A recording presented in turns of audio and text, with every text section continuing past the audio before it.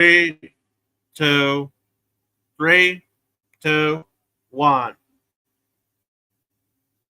And we are live once again.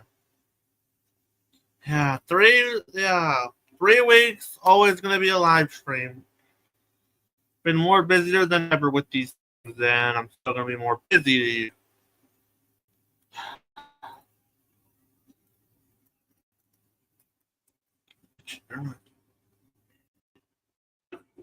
Content.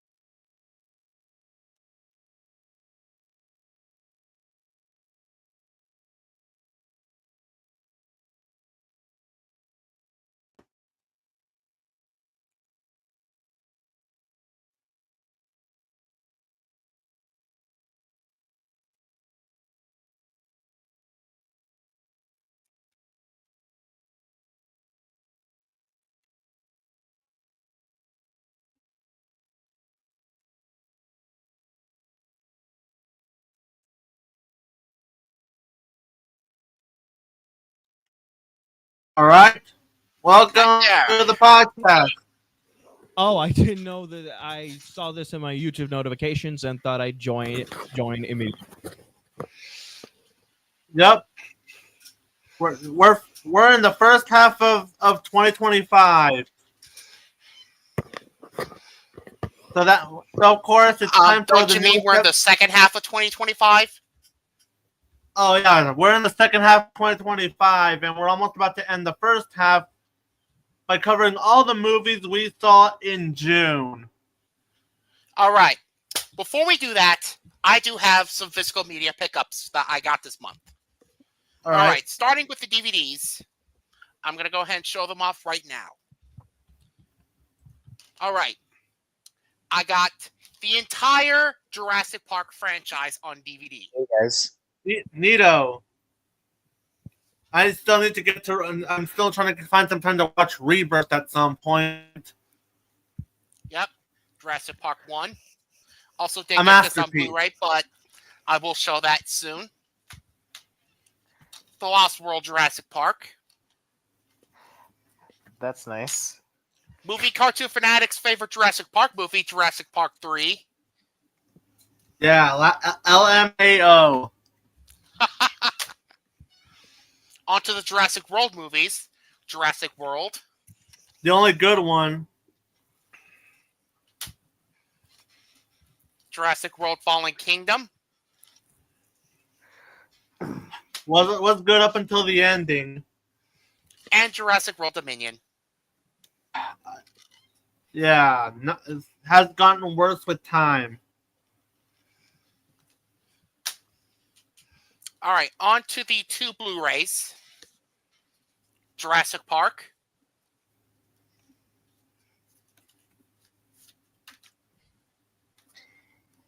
Yeah, nice. The Back to the Future trilogy. Neato.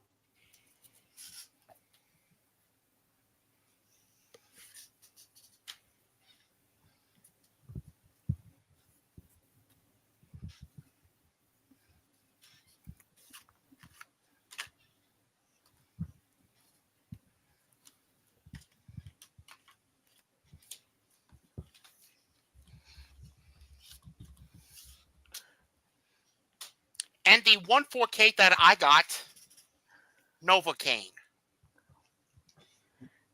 Another good movie that bombed at the box office this year. I missed out on this movie in theaters. So unfortunately, I sadly missed out on this movie in theaters. So I went ahead and picked this up. Yeah, it's a good movie, and it should have made more money than Snow White, which you'll get a chance to talk about again soon. By the end. Oh boy, I'll probably be tearing that movie. I'll be tearing that movie apart when I get to it. Oh man. It's honestly pretty coincidental that we're doing this stream right now, considering the fact that yesterday I actually saw Elio in theaters. Tastic doing here? Hey, movie and cartoon fanatic. Did you watch the Snow White remake, or do you not want to? I will never sit through that movie. I sat through it at my theater. I actually coincidentally I actually saw Elio in theaters yesterday. Oh, cool. Good. Good. You're giving that movie attention. Good. That's good. Yeah. Unlike a certain angry culture war pony, it's a shame that the movie is not doing so well right now. But unlike a certain angry culture war pony, I'm not gonna go all like, shame on you, Disney adults. You are the reason why Hollywood is running out of ideas. Yeah. All right. Thank you for taking out Mr. Chloe. She's not a member of this show. Yeah, apparently. Sorry. Yeah, apparently, because from what I'm hearing, that user can't even talk. But yeah, at least from what I'm showing. Yeah. I've been on Nick Hicks's live streams, and he's a really cool guy. Yeah, I do have something to showcase. I got this again from a fair. Oh, cool. Pizza. Here's what my sister gave me as a late birthday present. Cool. That is cool. Oh, and she imported that for $50, and well, you know where, obviously. Hey, last week, all right, last month, in an episode of the Trolls Band 2001 Cringe-a-thon, Clayfield told me that Alex masturbates to pictures of Kim Possible. Oh God! Not surprised at this point. Wait, how did he get that information? How? I don't know how, but he told me about it. I mean, I'm not surprised that he masturbates the troll. After all, I made a joke about it. That one meme I did. Also, on his dog's birthday, Alex fed his Dalmatian a cookie. What the hell? What is wrong with what's wrong with you, Alex? Wait a minute. Chocolate is poison to dogs. I reacted. I actually reacted to that in that long bullshit playlist video I did. Yeah, Alex literally had the balls to feed his dog a goddamn cookie. Was it chocolate? Chocolate? Because that is awful. Good luck, literally trying to getting arrested and having to get bills from the doctor because of what you did, Alex. You know what? Just kick this guy in this nutsack already. Someone take that Dalmatian away from him. Yeah, Alex is a danger. He's not only a danger to the internet, but he's also a danger to his dog. I'd say, in terms of people with pets, I say Pollution Entertainment is a much bigger danger. He's a danger to everyone around him. To minors, to dogs, to everyone. Heck, ban even him. even his own Literally. family. Not to But mention then again, Yeah, like, there's it's not- also pollution fact- entertainment. Also, the fact that Fury of the Film Family is willing to scrutinize us because we dare to call him out. Meanwhile, he doesn't make Alex a priority because of what he's done. Yeah, Makes me that's what I sick. wanted to point out. Fury the film fan wants us to stop calling out Alex. Here to best describe Fury of the Film Fan, I'm going to go ahead and do it with this meme. I can accept someone being a pedophile, but I draw the line at someone being a cyberbully. You can accept being a pedophile. What's next? Are you going to Fuck praise you, Fury. EDP 445? And also the fact that he also made a video on me recently. Like, because I dared to continue calling out his work priorities. You're willing to accept anyone, but you hate us because we have common sense to call out pricks like Alex and DS Station? Exactly.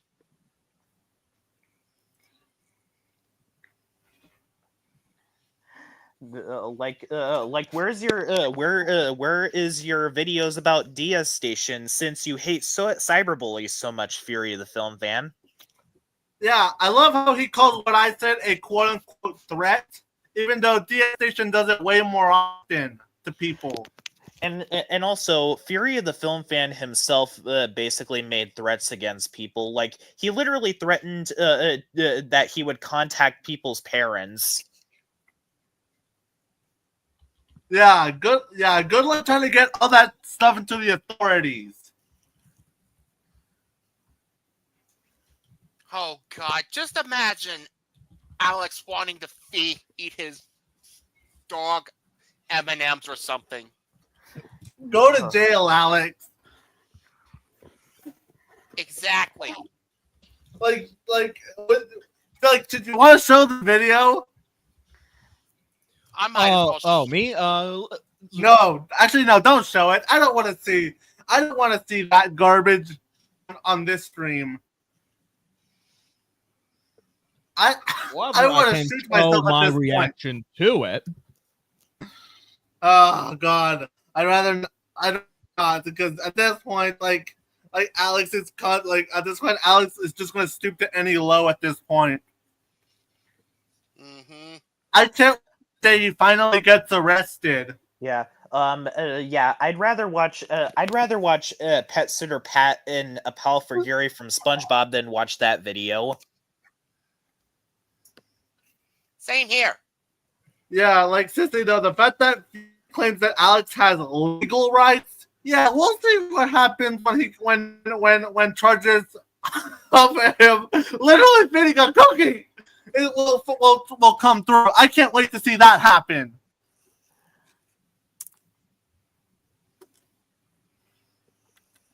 Exactly, Mr. Chloe. Yeah, and from what I've heard, Alex literally showed his dick and balls to MS-57. What the truck?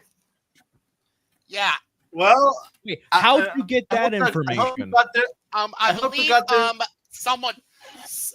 believe someone told me about it. Well, I think I recall that information being given from Cole Warner because he found someone in the comment section saying that. Yeah, he even called Schindler's List a comedy. Holy hell! And even then, Cole Warner is not even a very good person either, considering the revelations made about him. Although I can handle your opinion on Cole Warner. Yeah. Apparently he was behind. Excuse me. I will have to wait until he either addresses certain allegations made against him at some point. Yeah. But yeah, I can handle your opinion on Cole Warner.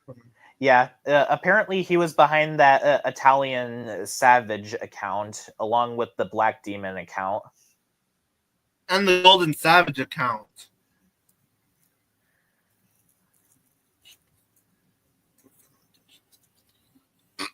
All right. Does anyone else have anything from their collection they want to showcase? Not really. I do have a couple. Nice. As a longtime Sesame Street fan, it's nice to see someone has admiration for that series. Yep. I got these two Bert and Ernie action figures. Yeah. Trolls Band Together fan 2001. It's way better than Trolls Band Together. And everything is better than the Trolls movie.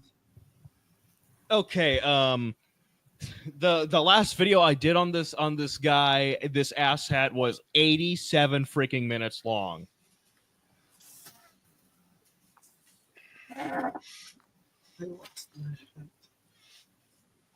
All right.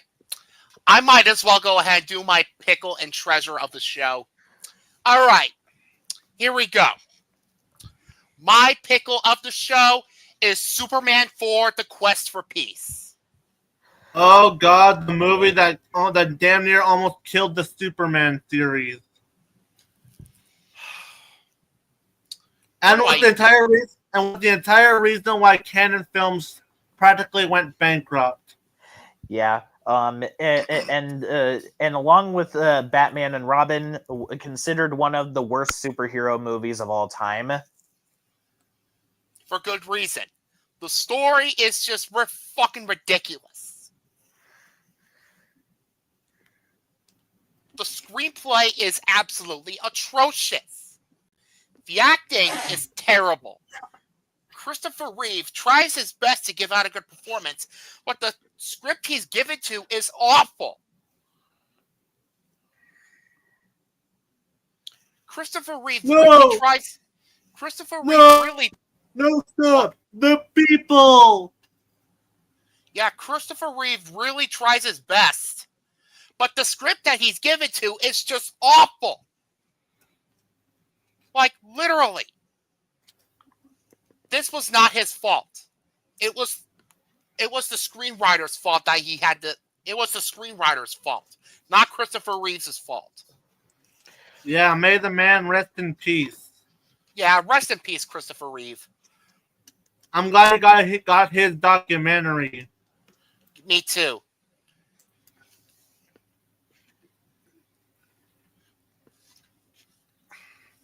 The cinematography is atrocious. The editing is all over the fucking place. The pacing is dreadful, considering the fact that this was the shortest Superman movie out there. This was an hour and 29 minutes, I believe. It felt like 3 hours.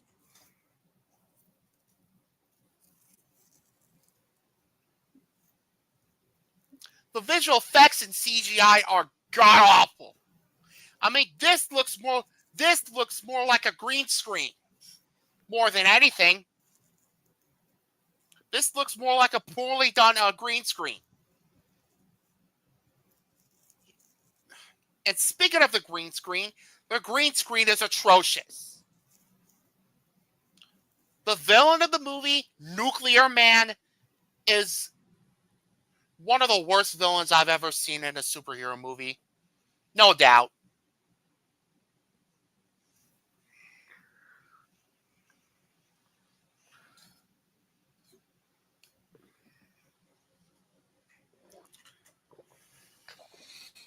The ending was fucking terrible. So yeah, I don't want to talk about this film anymore. Superman 4, The Quest for Peace, is my pickle of tonight's show. Fuck this movie. All right, let me go get something real quick, then I'll do my treasure of the show.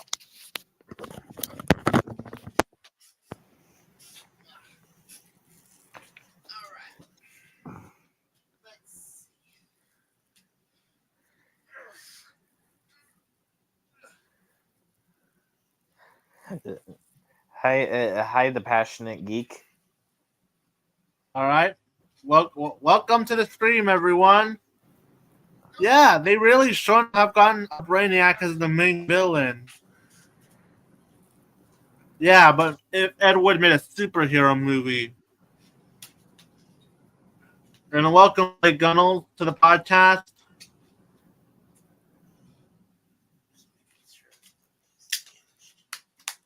And remember today's lesson for the stream. All right. My treasure of the show is Jaws.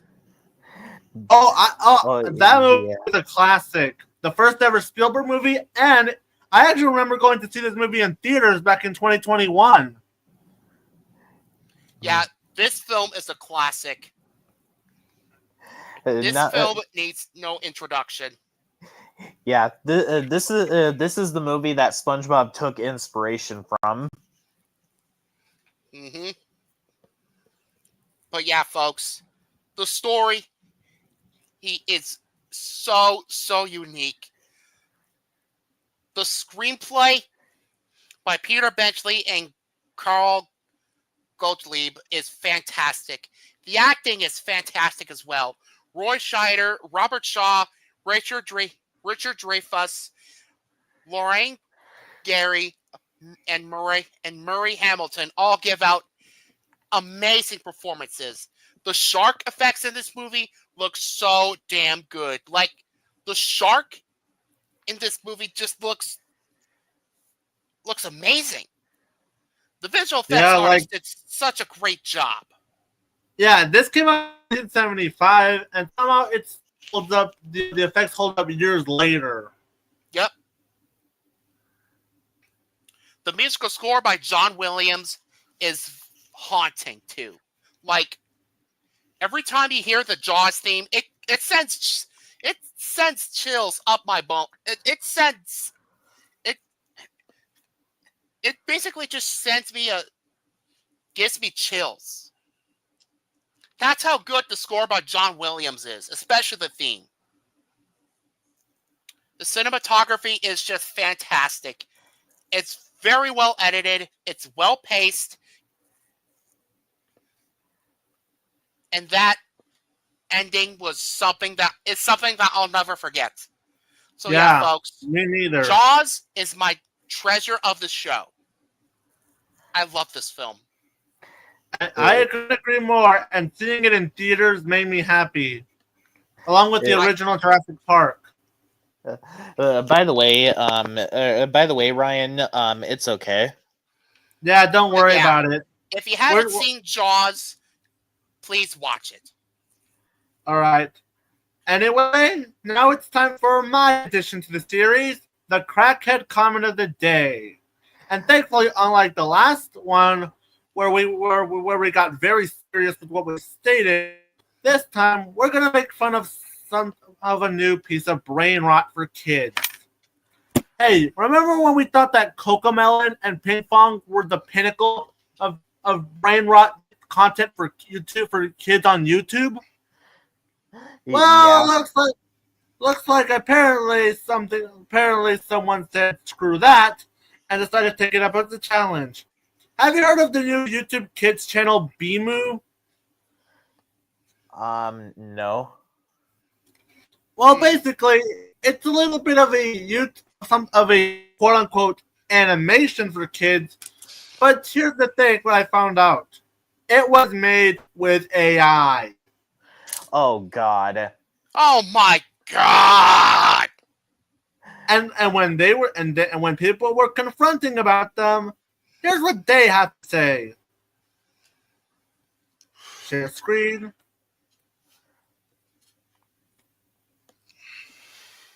All right, here we go. From BMU themselves.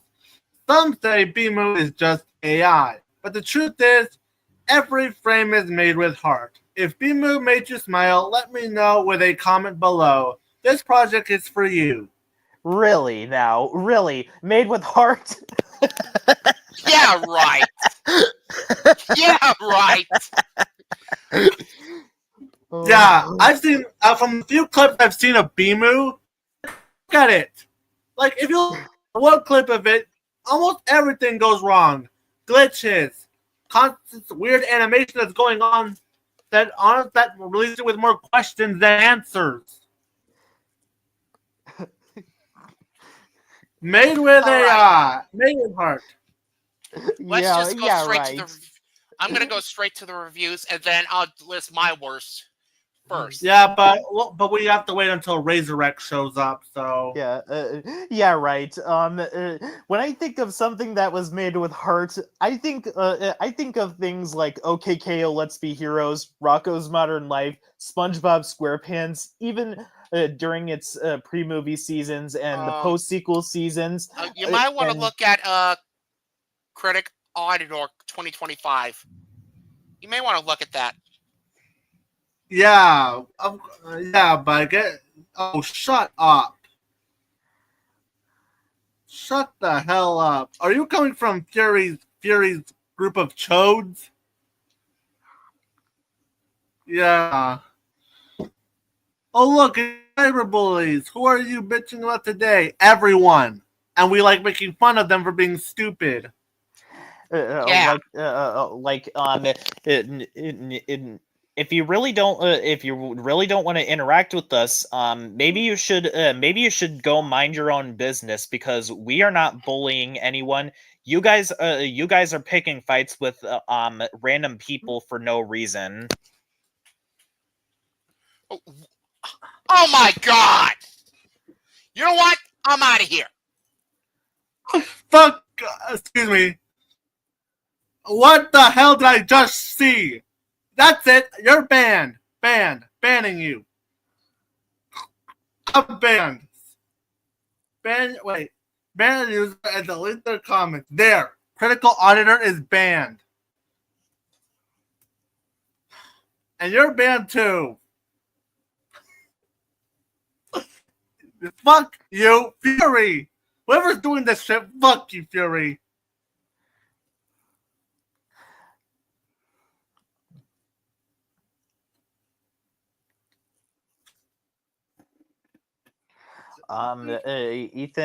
Ethan left the stream. Don't worry. I just banned him. Thank God. Thank Fury, God. I have no problem in calling you worse than DS Station. I'm literally losing my mind. Like, I'm almost becoming the Joker at this point. I've had up to here with Fury. I've had it. I fucking had it too. Fury of the film fan? No, more like Fury of the drama fan. I'm almost tempted to do a mainstream a stream of the three individuals we've talked about in the past, but this time do it separately on all three. Fury, Alex, and Diaz. You are the worst people on the internet we had to put up with.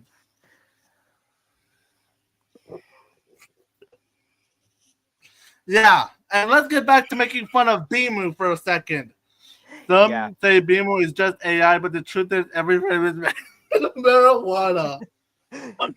Good one. Let me put my take. Some say Bimu is just AI, but the truth is every frame is made with ass. Or as the angry video game nerd puts it, ass.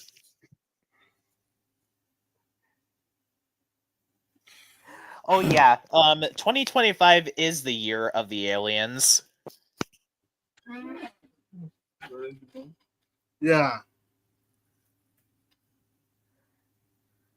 We already had two alien movies this year alone. Yeah. Anyways, yeah.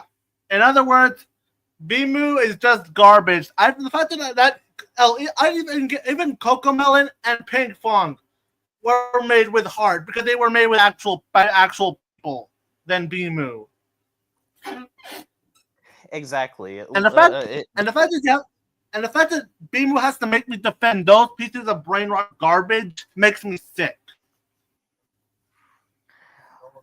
Honestly, the fact that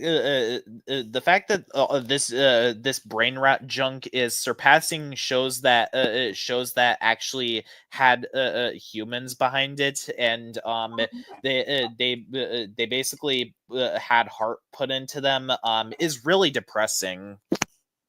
I can name even the Trolls movies, as brain rot as they are, were made with more heart than Bimu. Anything has more heart than Bimu. Bluey was made with more heart than Bimu.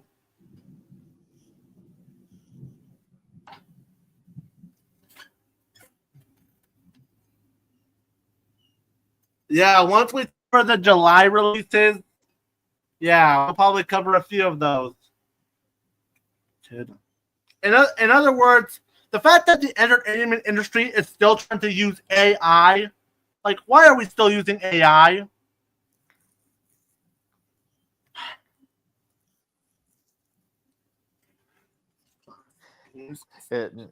Apparently, I have no clue why people still use AI. Like, Fury the Film Fan even used AI to slander Razor X. And he also has AI in his profile picture. I'm sorry. I still can't get over what Fury said to me. I don't blame you. I'm mad too. I'm still heated about the video he made about me. That and the fact that I've had to go, and the fact that I had to deal with my deal with the passing of my grandma last week. I am so sorry for you. I'm sorry. I'm still going insane right now. Like, I'm about to almost go insane. Like, anything that comes out of my mouth has more of the problem because I've had to lose my shit. That's still going to live rent free in my head. Like, I don't laugh. I'm trying to not laugh because my head is broken right now. I've had to deal with pain on my cheek again.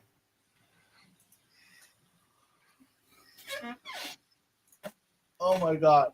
I'm trying to chill out here. I'm trying to have fun, chill out. But people like Fury are the reason why I would have been better off retiring at this point. Don't really blame you. I mean, Branch Troll went after me 2 days after my birthday. I can't take it anymore. He made a rant on me, and he made a grounded video out of me where I got grounded on my birthday.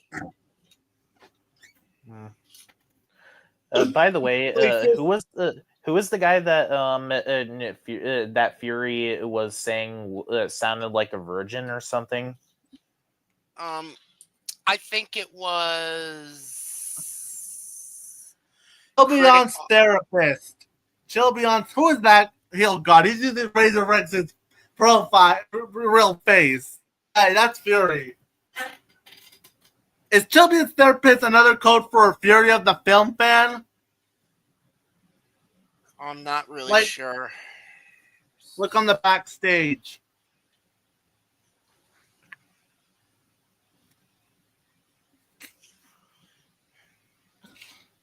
Oh, yeah, good for you. It's been a bad week. Like, I've had to deal with pain. So did Ethan, and so did Ryan, because he was almost thinking that he believed that he was almost about to die.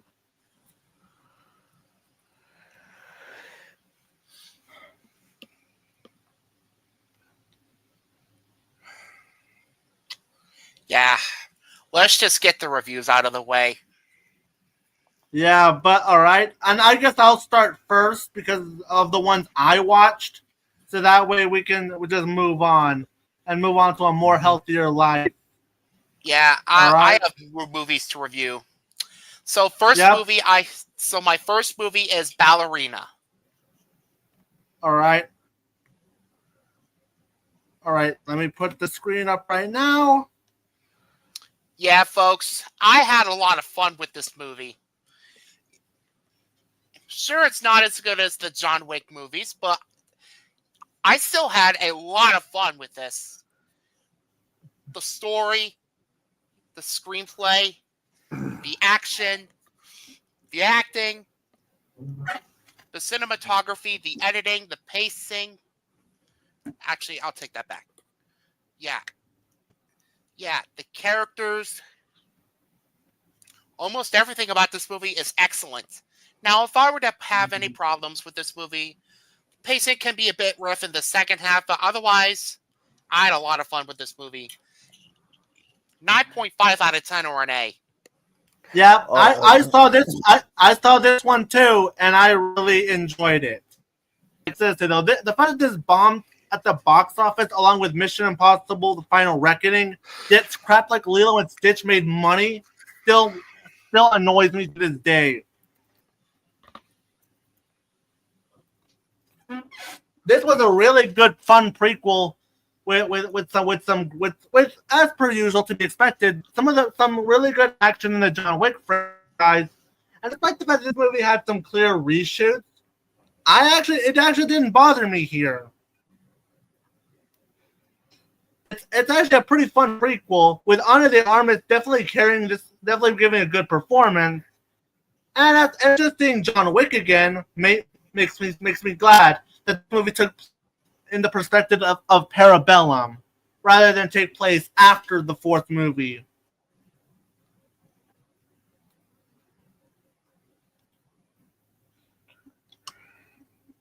Yeah, because and not to mention, and honestly, we continue and honestly, this actually makes me hopeful for the future of John Wick, that they can actually expand the series like we did with the Continental Ballerina and as well as a new anime film. Although John Wick 5, yeah, I'm not on board with that still. But otherwise, it was a fun time, and I definitely would recommend it. And for the God, this should have not flopped. Well, this did not deserve to flop. I need to keep saying that. Exactly. Like, again, both this, Elliot, also another film we'll be talking about somehow flopped, while Lilo and Stitch managed to make profit. Yeah.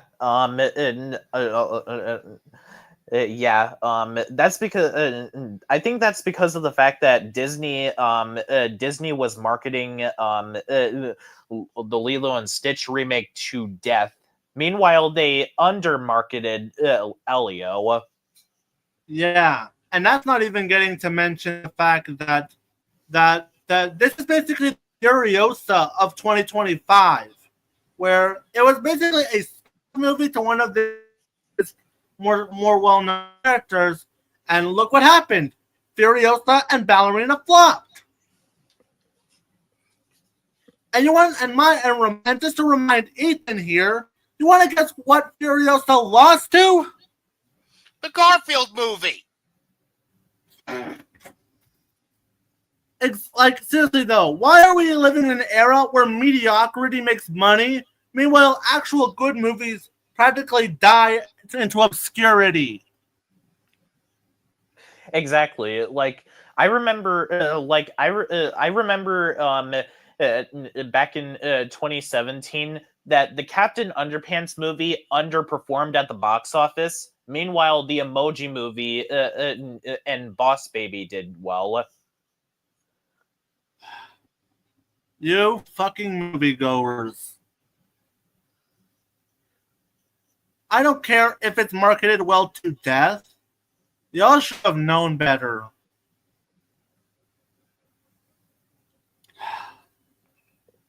Like, seriously though, if there's another female-led spin-off movie based on a particular franchise, chances are it's gonna flop again. Meanwhile, a mediocre piece of crap makes more profit.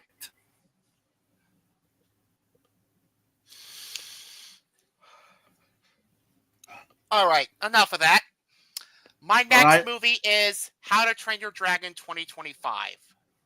All right. I haven't seen this movie. Although, when I went to see Elio, I had a choice between this movie and Elio, and I saw Elio instead.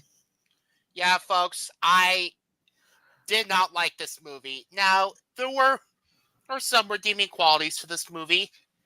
The CGI on the dragons looked really good, and most of the acting is pretty good, and it's well shot too. But that's it. I can't praise anything else. The story is just a copy and paste of the original. The screenplay is a complete mess. The pacing is absolutely atrocious. Like, this movie was 2 hours, and it felt like 4 hours. Exactly. And why do we why is DreamWorks even doing this? Like, are they trying to give other studios ideas that live action remakes of animated films are the wave of the future? No, this should not be the future. Yeah, like, I refuse to see this movie on principle alone. And the fact that it somehow made money? Yeah, people And it, should real. Yeah, yeah, and people it should got us. real. And as And of it's gonna right get now, a it sequel. has a 77% of Rotten Tomatoes. It's the same freaking movie. Why watch the live action remake when you can watch the animated one instead? Exactly. Both Okay, this, Lilo and Stitch, and Snow White. Go watch the animated versions instead because they're actually good. I don't know if you heard this, but the live action How to Train a Dragon remake has a 77% of Rotten Tomatoes as of right now. Oh, we just heard about that. Like, again, it's the same movie. Do you think it deserves the praise? No, not from me. Yeah. And Anyway, I just want to. yeah, the rest of the acting was really bad. Like, God. By the way, Blake Gunnels, Universal making this remake just to promote a ride reminds me of a certain reminds me of the 70s Willy Wonka film where it was basically made just to promote candy, not be an adaptation of the original Willy Wonka book. Yeah. That ending was just a mess. Although, so yeah, folks, this give is my most overrated film of the year. Although 4 out of 10 or C minus. Although at And least also, give this movie this. At least it doesn't end with Hiccup giving up his dragon and having the dragon go back to the island, unlike a certain other remake of a Chris Sanders classic. Yeah, I can give it that. Yeah, and also there's a bit more to discuss. Again, this remake did not need to exist. Like, it's a shot-for-shot of the original, but longer and inferior. Like, what was the point of this? Exactly. All right. Enough of that. My next movie is 28 Years Later. For a while, I think I should hold a few more of these reviews on myself that I did for a while. All right. So that way, all right. I have a couple of reviews in the meantime. So the first one up that I watched, I'll get a few of them out of the way. The first one up is The Luckiest Man in America. For those who don't know what this movie is about, I'll give you the bit of the synopsis. And it's about an ice cream truck driver discovers a secret way to win as a contestant on the game show Press Your Luck. Yeah, Paul Walter Hauser as Michael Larson, who managed to get on a game show and of course, who finds a secret way of winning. And I actually like this. Paul Walter Hausen gives a pretty solid performance as Michael Larson, and the way the movie directed actually keeps you invested.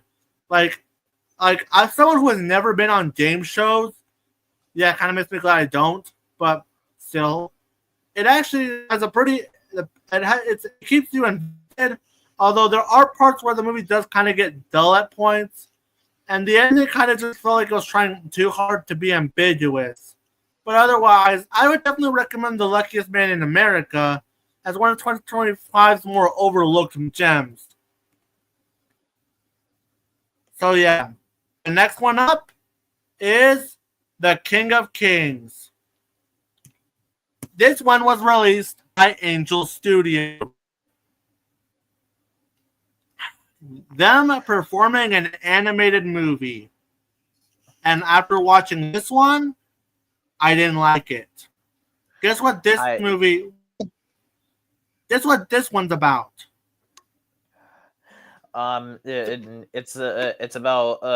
It's basically about Christianity. Back in April, I actually looked on the website for my local theater and saw that this was going to be playing alongside the Minecraft movie. I saw the Minecraft movie instead of this movie. Yeah, what up, right, dude? Yeah, and yeah, this movie is basically Jesus' story for the umpteenth time. How many times have we seen the crucifixion? How many times have we seen the crucifixion and resurrection of Jesus Christ? How many times have we seen this story been told? I honestly have no clue, but yeah, this kind of story has been in animated films beforehand. Like, one that comes to mind immediately is the Sony Pictures animated movie called The Star, which basically has the birth of baby Jesus through these wacky shenanigans with these animals, with these funny talking animals. Yeah, and of course, this movie has to take notes regarding Charles, and it has to take this with a Charles Dickens story. And wow, this was such a brilliantly told story, especially with the interludes that involved Charles Dickens. For those who do not notice it, but man, that kid in particular, the person who played the kid, like Walter Dickens, apparently Walter was just really annoying. Like, I don't know why he just annoyed me as he did, but otherwise, this movie was just boring. You know exactly where the story is going to go because, much like A Christmas Carol, this one makes no real attempt to make it stand out. And it doesn't, I mean, to be fair, there's not ways you can make this story different because if you do try to alter the story, let's just say anyone who knows about what Mel Gibson did with the story, yeah, we all know where that went. If you know what the Passion of the Christ is, yeah, the controversy of that movie was huge.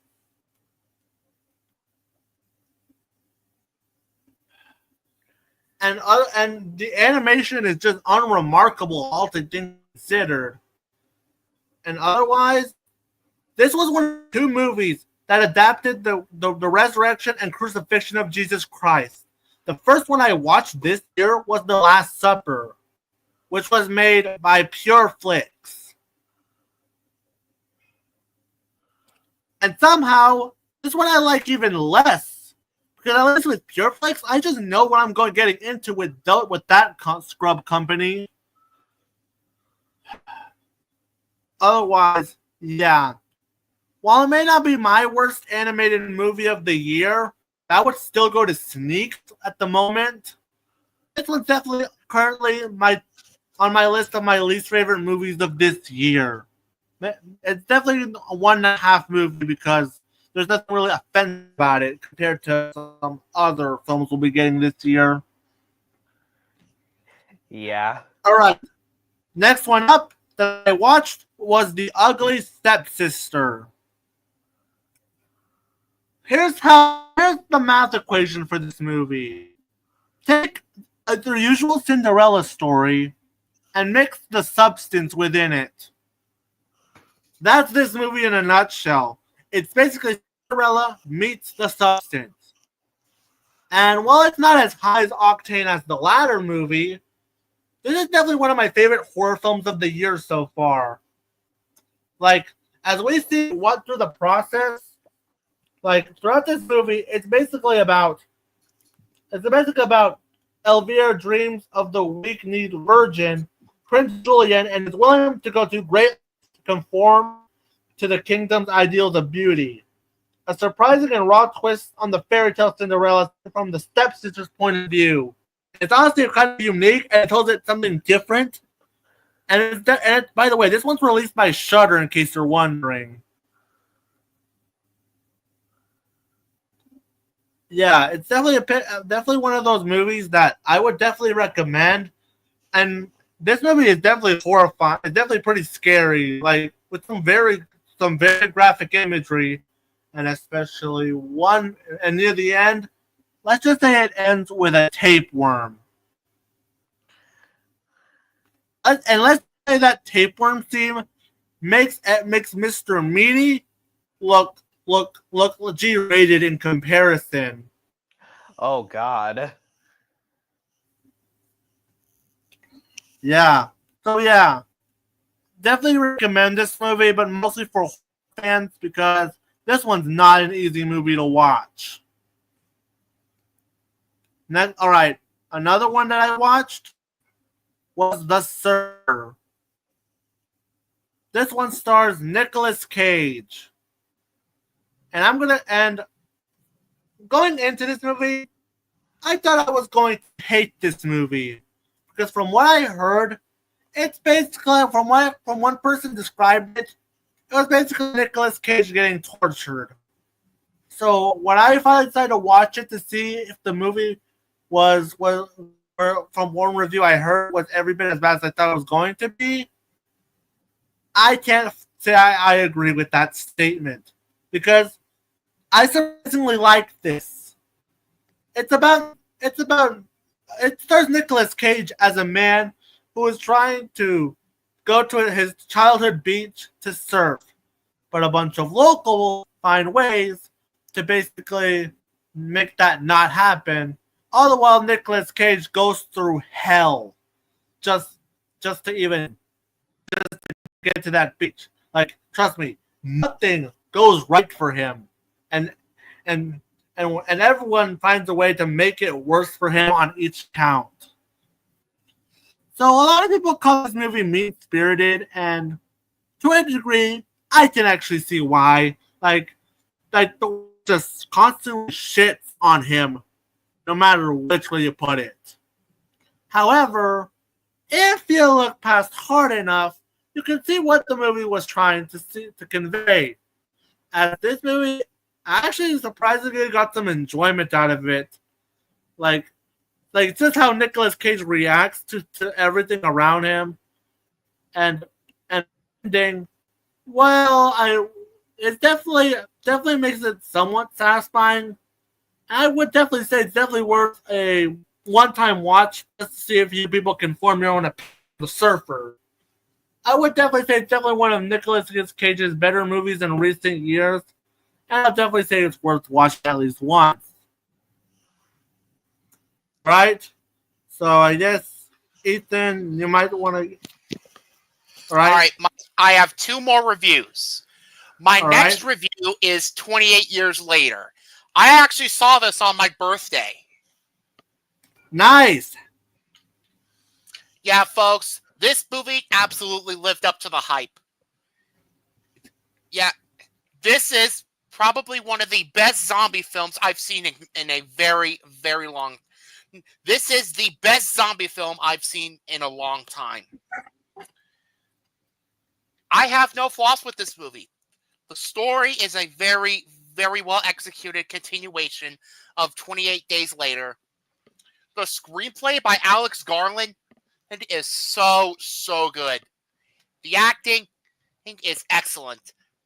Aaron Taylor Johnson and Ralph Fiennes especially, and Jodie Comer give out great performances. The zombies themselves look very disturbing and in a good way. And the cinematography is excellent. And considering the fact that this film was actually shot on an iPhone Pro 15 Max, is really cool. Just imagine shooting a film with a 3DS or a Nintendo Switch. Damn. Like that's impressive. Yeah, just imagine if this movie was shot on a Nintendo 3DS. Oh boy, I would pay to go see that movie. Yeah, or even better, what if this film was shot with a Nintendo Switch? If they're able to make it happen, I will call it the best movie of that year. But yeah, this film was actually shot on an iPhone Pro 15 Max. That is impressive. The editing is very good. The pacing is very, very solid. Now, some people are actually divided about... Now, some people don't really like the ending, but to me, the ending didn't bother me. So yeah, folks, definitely a 10 out of 10 or an A+. Go see this movie. Yeah.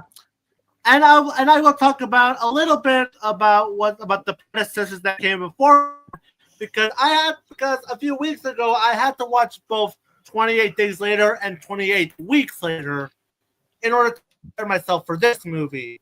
So if I were to give any of my thoughts on those two movies, since I think I could say about those movies more.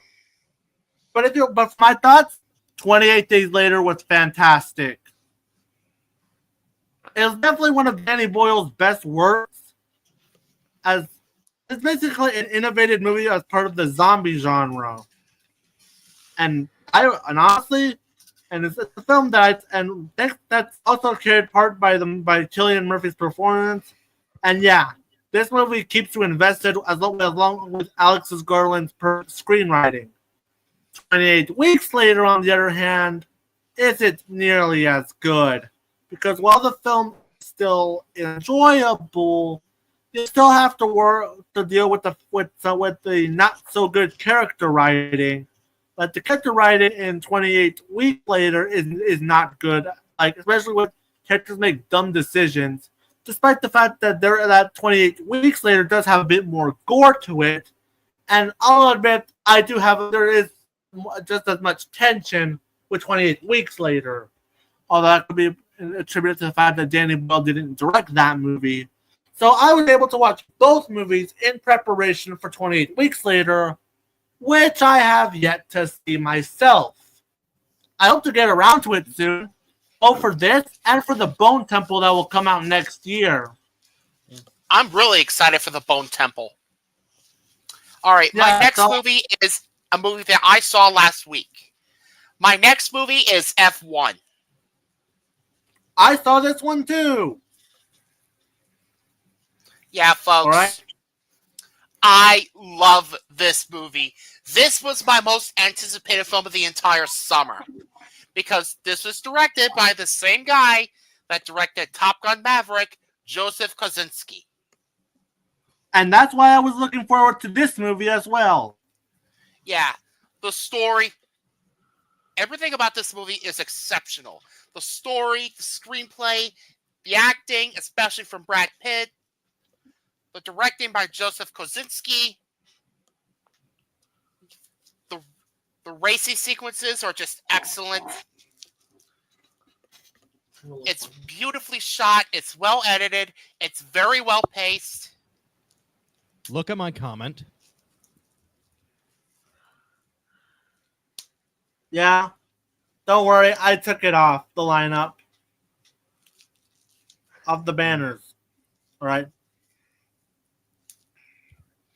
and the ending was extremely satisfying. So yeah, folks, this is officially my favorite film of the summer so far. And as of right now, it's my second favorite film of this year so far. Or behind the day the Earth blew up. Mhm. So, And yeah. I saw this one. I went to go see it as well. And So man, 10 out of it's 10 or an A basically plus. This Absolutely worth the time. It was Yeah, absolutely. this movie It is absolutely worth it.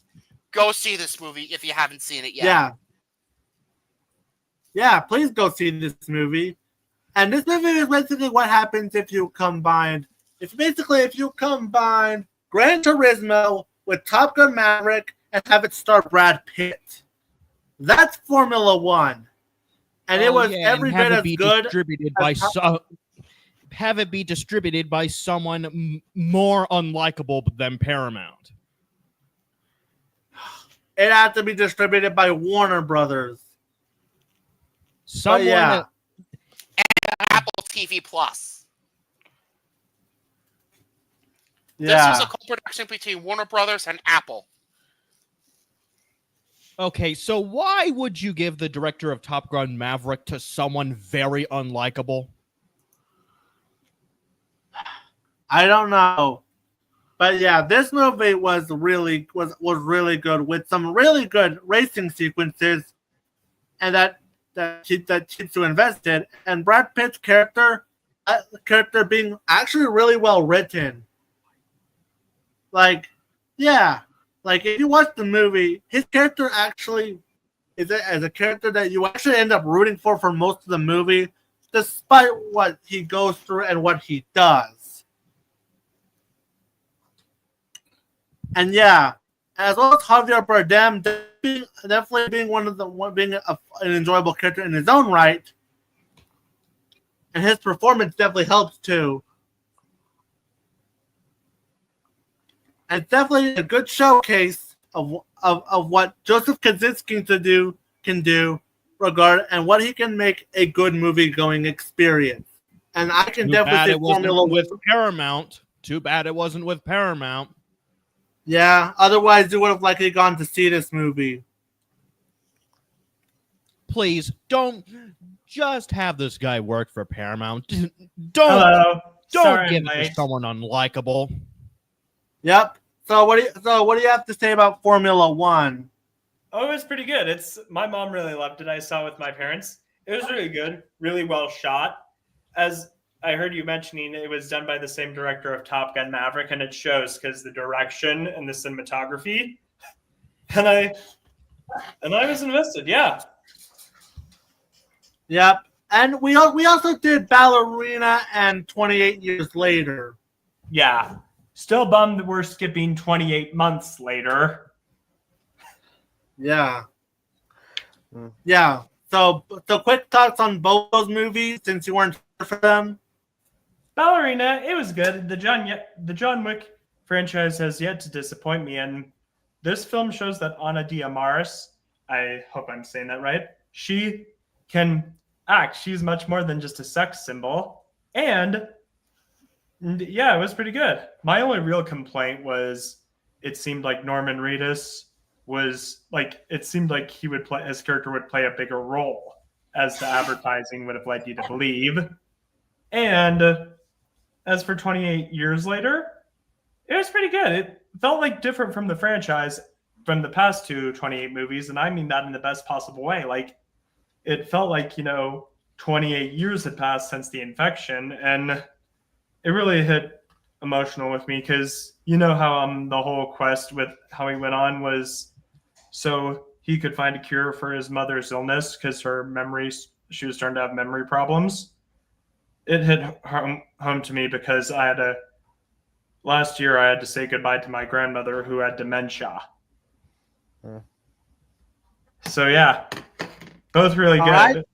My only real complaint with 28 years later was the ending. Grandma passed away Something out of a Razor completely Rex, different if you movie. didn't know. I we feel also bad for made both fun of you. BMU before the show started. Yeah. Right. All right. I put multiple comments in the live chat if you want to take a look at those. Yeah. I saw. Yeah, I saw. Right All on. right. I like those. It's basically Right. their so far your best movies of the year so far, which we will tackle later on. All right. All right, because I'm going to be leaving here pretty soon. All right. Okay, I'm going to put we'll my definitely. worst in there. All right, we'll definitely put them out there when we get to that list. Right. All right. All right, so now it's time for Ryan's turn as he gets to rip apart a piece of garbage. Oh boy. Oh Actually, boy. I'm not gonna scream this time. I'm just gonna be very calm. I don't really do screaming, so yeah, this was pretty fucking stupid. And not the good kind of stupid. Exactly. Oh yeah, I did not go see this. I did not pay my money for this. I went to the 7 Seas for this one, and get ready to see this. Okay, even though it has a Metacritic score of 23, here's how it started. All right. Yeah. Oof. Ooh. Oh God. Okay, I so heard. basically, why the hell would you give Rebel Wilson more roles? Why would you do that? I I remember there was mean, I think she can be funny in a supporting role, but Yeah. Yeah, Wait a minute, Rebel okay. Wilson used to be funny. Like she's proven that she can be a funny actress. yeah, like I liked her in what was it? It was that movie Jojo Rabbit. Yeah, as well as movies like the first two Pitch Perfect movies and Isn't It Romantic? She has shown that she can be funny. Mm-hmm. And then came Cats. My God. All right, I'm going to go ahead and head out. All right. All right. Take care, John Wick. And then came Cats. Oh my God. Yeah, that was pretty much it for her. She was pretty much done. Yeah.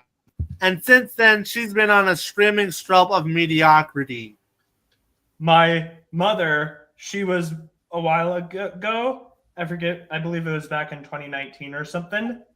She ended up being stuck someplace with a friend, and they decided to see a movie. It was the remake of Dirty Rotten Scoundrels, and she said it was bad. Okay, you remember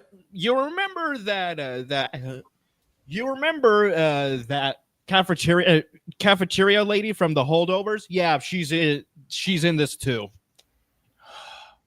Oh, come on. Why? You deserve better. I know, right? She was in Puss in Boots: The Last Wish and the Holdovers. Oh yeah, I didn't go see The Last Wish as I didn't really have enough money, but I did come across it on video on demand, and I say that's a pretty damn good movie. Mm-hmm. Yep. Oh yeah. As we didn't tell, Brightheart is currently Ryan's worst movie of the year that he actually saw. I don't really have a worst list. I only saw some. I only saw great movies. I just only did this out of curiosity. The characters are stupid. The characters are stupid. The action scenes are fucking annoying. Okay, I have speaking problems. I don't think I should continue. Yeah, this movie is not worth anyone's time. I just only did it in an ironic way. Yeah. All right. So the next one up is from Rex.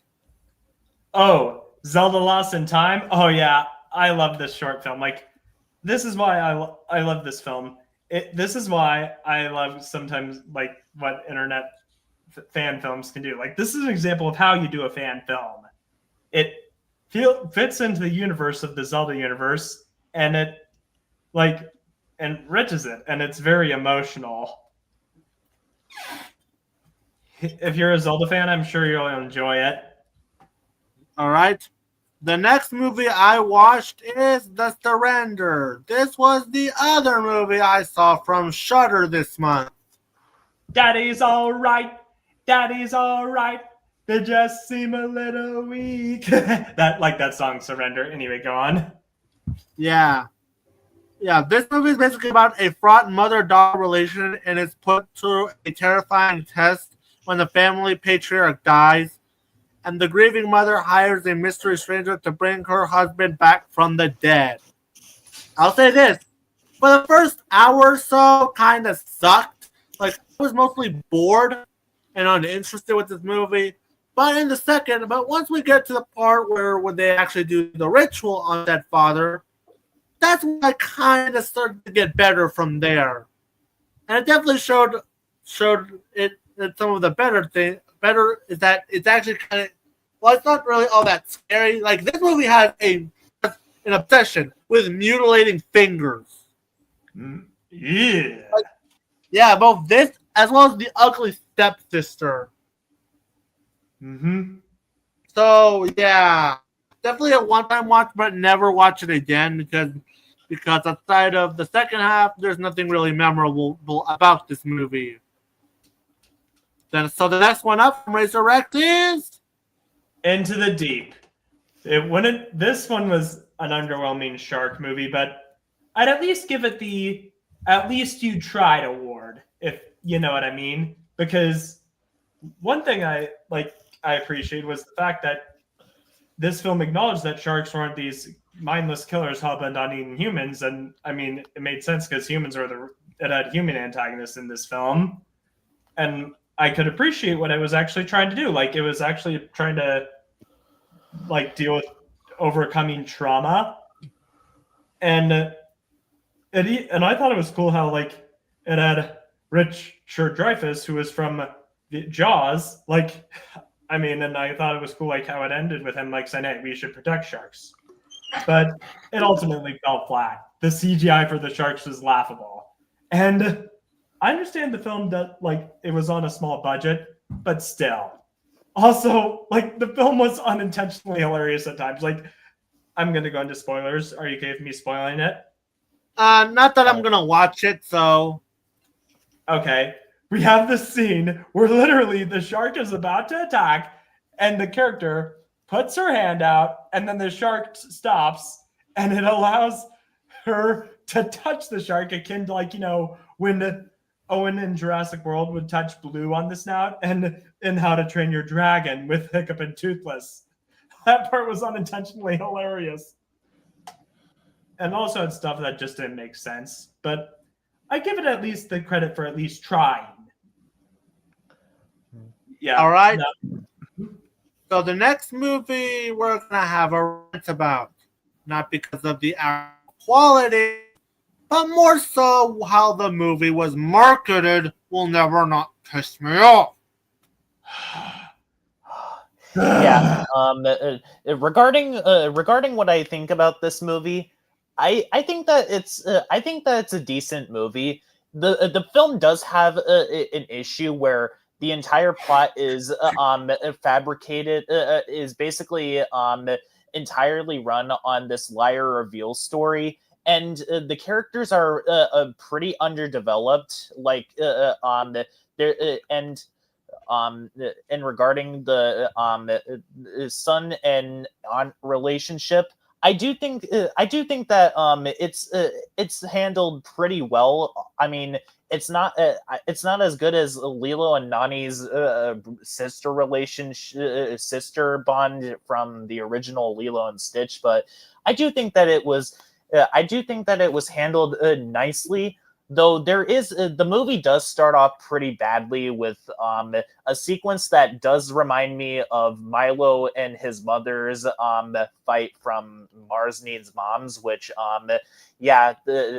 which is not a good thing because that movie was absolutely atrocious. But given the low bar for family movies that are set in space or have something to do with aliens, this movie it could have been so much worse because, in all honesty, there are a lot of bad movies that are set in space or involves things from space. Like there's Lewis and the Aliens, which is one of the worst animated movies that I've ever seen.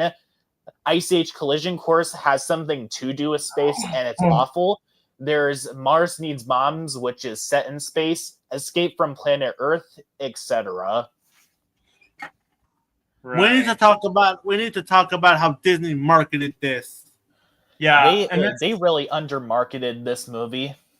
Yes, they did. And it's not a stretch, like given the evidence to put together, like with what we know, it's not a stretch to believe that they purposely sabotaged this movie. And besides, that, I actually remember that this movie was originally going to come out in 2024, but they pushed it back to 2025 because of Inside Out 2. Right. And that happened back in 2023, the writer's strike. But still, what we know, like the fact that it isn't a stretch, like this is an original film. I mean, yes, I understand it has issues, but they didn't put much, like compared to the past Pixar films, they would receive all this marketing, be marketed properly, and thus be able to do well. But here, like they put more marketing in their remakes.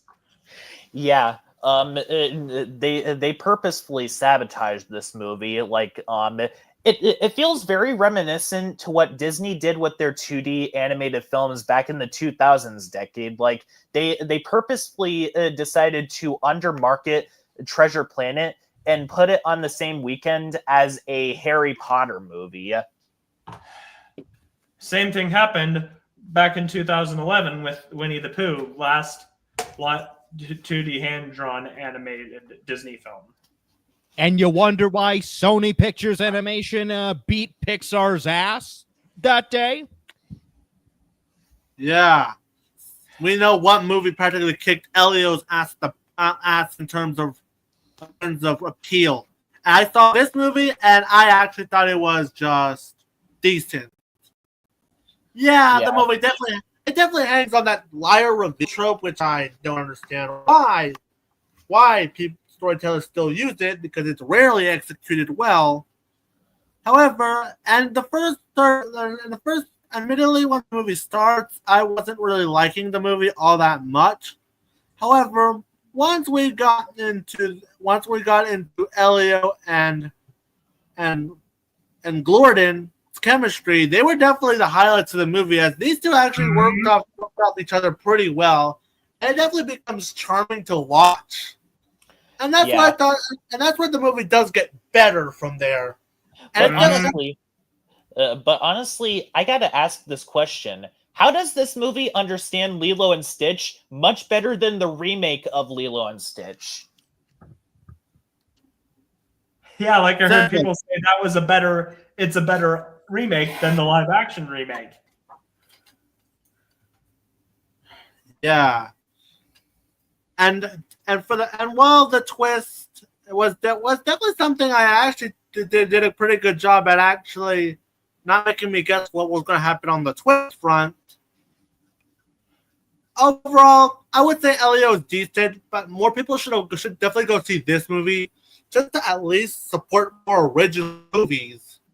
Right. Exactly. Because it seems like now Disney is trying to abandon any original ideas in favor of sequels and remakes. Right. It reminds me of this quote. Let me bring it up. This quote from Walt Disney himself.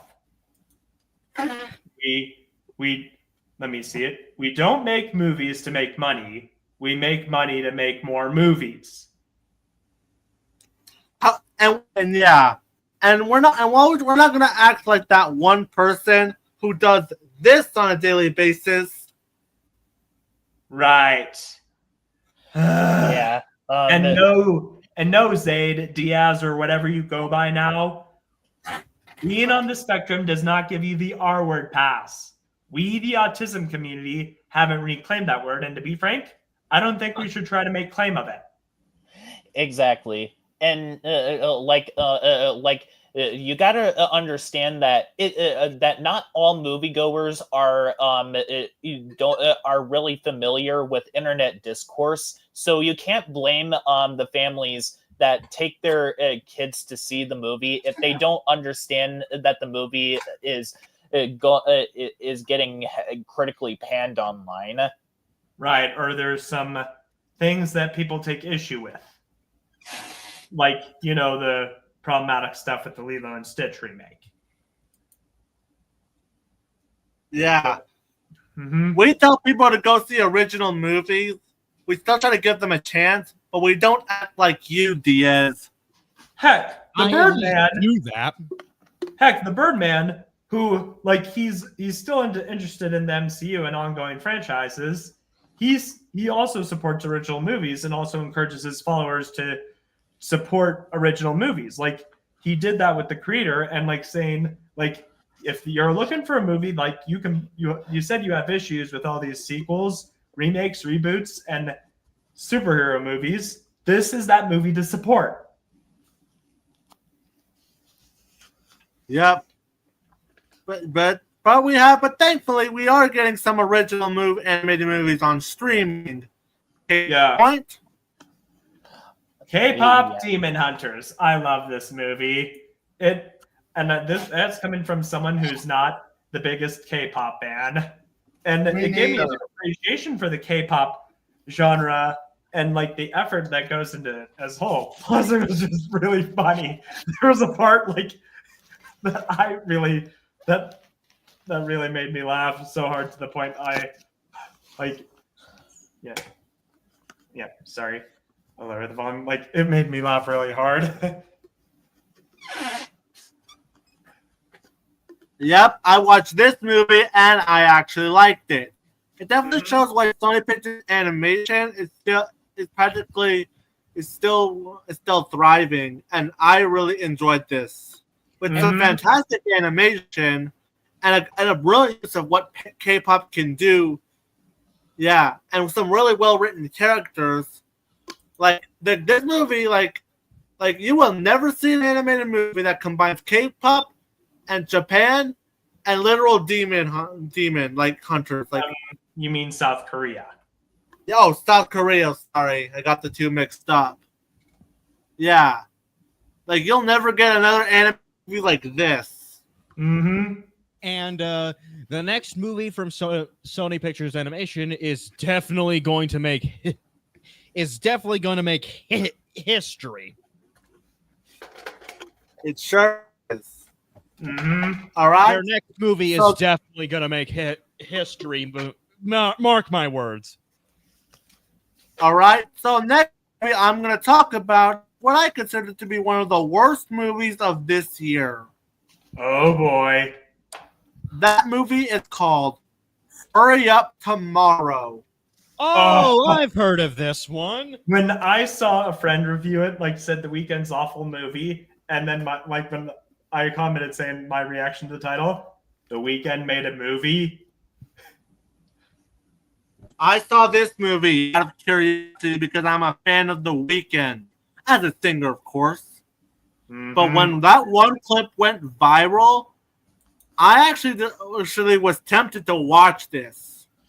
So, was it as bad as people were saying? Yes. However, before I rip this garbage apart, let me address the two positives I have for this movie. The first one is the song itself. Regardless of how you feel about the movie, we can all agree that The Weeknd's musical abilities are still intact here. Mm-hmm.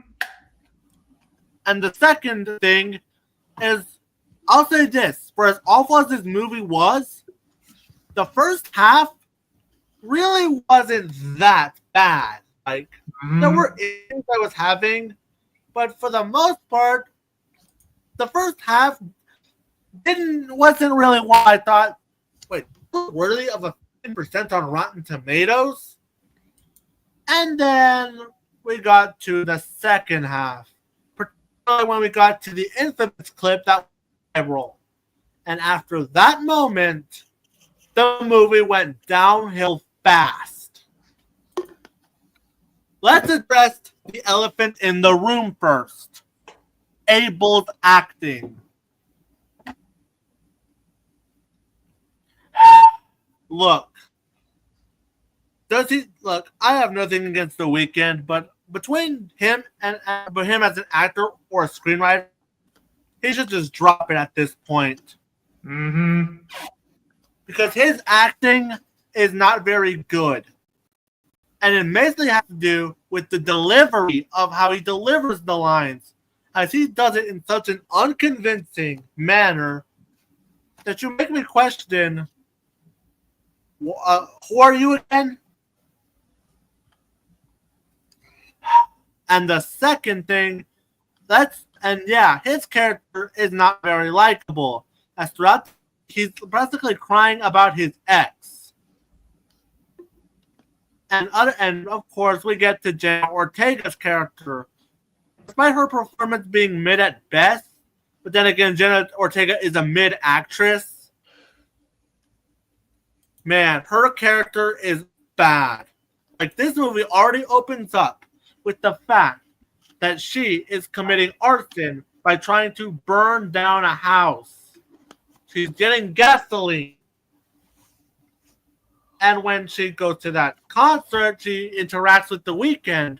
And she and The Weeknd do spend time with each other, which was admittedly the best part of the whole movie. Like, them actually having a life, I kind of liked. But after that scene, the movie goes downhill at a point where this movie starts to have no real story or direction.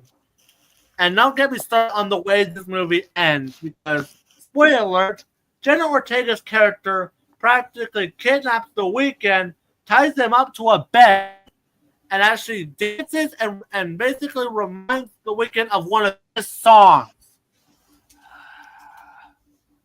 And I'd like to also note that this movie has a fight scene, which was just pointless. Like, I don't know why that fight scene was there. But what really sells it for me is how her character was almost about she put gasoline on The Weeknd and on the bed, and she was almost about to burn him.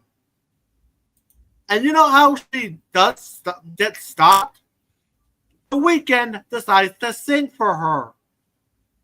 And just like that, she basically stops. And what happens to her after this movie? Nothing much. So basically, her character gets away with both arson and attempted murder. Oh, boy. Glad I didn't see this one. Yeah, and the movie ends exactly the way this movie started. You could basically cut out the whole freaking movie and you could basically just cut out the whole movie in Movie Maker and just put the credits. That's it. Yeah. And with the editing has some weird tracking shots, this movie could have been good if The Weeknd knew how to act, or hell, even a better screenwriter. Because of the two, I actually think he's worse as a screenwriter. So I did not like Hurry Up Tomorrow at all. I would have given this half a star, but like I said, the two positives I'm willing to give for this movie is keeping it from a worse score. But yeah, Hurry Up Tomorrow is definitely a strong contender for one of the worst movies I've seen this year so far. Anyone willing to bet that it's gonna get a Razzie win or not? That it's gonna. Okay, I'm sorry about that. I'm sure it's good. Oh, go Yeah. ahead. I wouldn't be surprised if Abel gets a Razzie for his performance in this movie. Granted, the Razzies are trash. Yeah, but yeah. Yes, it was distributed by Lionsgate. A Canadian company making a movie for a Canadian singer. So yeah. Hurry up. Tomorrow. It sucked. Bye. Mm-hmm. Oh, this film? This film is probably the best surprise of the year so far. When I decided to check it out with a good impression, and what I'm really impressed is the lead actress. What was her name again? Oh, Sora Wong. She gave a great performance. And especially considering this was her first time in a professional acting role. And I thought it was cool how the film committed to authenticity of casting someone who is visually impaired, that met the criteria of the role. It added authenticity. And Sally Hawkins, oh boy, I'll never look at her the same again. In Paddington after this. She was terrifying in this. The film had a creepy atmosphere, but it also was used to create the Siri feeling, and it addressed things such as trauma, grief, and abuse in a tasteful, meaningful way. But it was the ending that elevated it. It was just beautiful. It was great. Yeah. I'm gonna definitely have to rewatch who was it that directed the I'm not sure to say their last name. Yeah, they directed Talk to Me. I think I'm gonna have to give Talk to Me another chance because I wasn't really crazy about it, but after seeing Bring Her Back, I'm willing to give Talk to Me another chance. Yep, I watched Talk to Me. Really good. The next movie I watched was a movie from Angel Studios. Another one that I watched. Last Rodeo. This movie stars. Let me look up the name because sometimes it's always hard to remember that you watched the movie after a few days. Mm-hmm. So this movie stars Neil McDonough as John Wainwright. And it's basically about a 50-year-old man returns to the sport of bull riding after a crisis strikes his family. So, have you seen Rocky? Yes. It's basically if you make a Rocky movie plays boxing with bull riding. Yeah, that's basically the last rodeo in a nutshell. While the movie does get slow at parts, I still do think the movie is worth a watch, especially for Neil McDonough's performance. Mm-hmm. For the most part, I actually thought it was good enough, but where it's probably the best movie Angel Studios has released this year so far of the three that I did see. Mm-hmm. I watched Brave the Dark, I watched The King of Kings, which I talked about, didn't like, and of course there was The Last Rodeo. Mm-hmm. So yeah. Next film. Lost in Starlight. This film was beautiful. It's a South Korean animated film, but you can see it takes clear influence from anime. It was romantic and the ending was just beautiful. So yeah, if you're into anime films, I recommend checking this out. All right, next one up is... Oh yeah, I'm starting to warm up to Wes Anderson's style. I mean, I'm not most caught up with his filmography. I really liked Isle of Dogs. I plan to check out his fantastic Mr. Fox and his other films, but I saw The French Dispatch and Outside City, and I thought they were all right. But this one is really starting, was when I was really starting to warm up to his style. Let's see who is in it. Benicio del Toro carried the film. Mia Turpleton, I believe that's how you say it. She was the heart of the film, and Michael Cera was cool and great in it, and it has his usual trademarks. I mean, I'm aware that he casts a lot of these similar actors. He casted Benedict Cumberbatch and Tom Hanks. He often has them collaborates with them many times. So yeah, I enjoyed it. All right, next up is Predator, Killer of Killers. This film, I'll tell you what, after Prey, it has been nothing but up for the Predator franchise. this film, like, it was an anthology film done right, and of course it was directed by Dran Trachtenberg. I think that's how you say his name. It was cool, like how not only did all the stories meet up, but like it was different times and places, and the animation was solid, like the Spider-Verse style animation, and wow, it was bloody. All right. So next up is. Wait a minute, we forgot one other movie. Hold up. Wait, we forgot this one.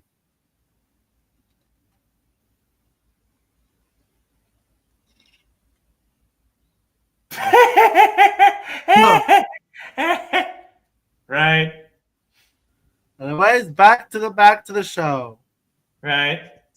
Anyway, Ocean with David Attenborough. This documentary featured David Attenborough, and it felt very personal because he turned 99 this year, and he's seen the Earth like a long time, and it was highlighting on the damage that overfishing has done to the world, but that also highlights that there is hope. It was very beautiful, and I almost cried watching it. And it also felt like a reflection with David Attenborough, which makes sense because, as I mentioned, he's 99. So, yeah. All right. Next one up. The Unholy Trinity. The reception for this film has been interesting. Like, I saw it got a 17% on Rotten Tomatoes, but then it had mixed reception. Like, at the time when I reviewed it, it had as a 3.0, like at the time when I reviewed it, and a 6.2 on IMDb. I'd say that it was all right. I mean, it was nothing groundbreaking, but it was serviceable.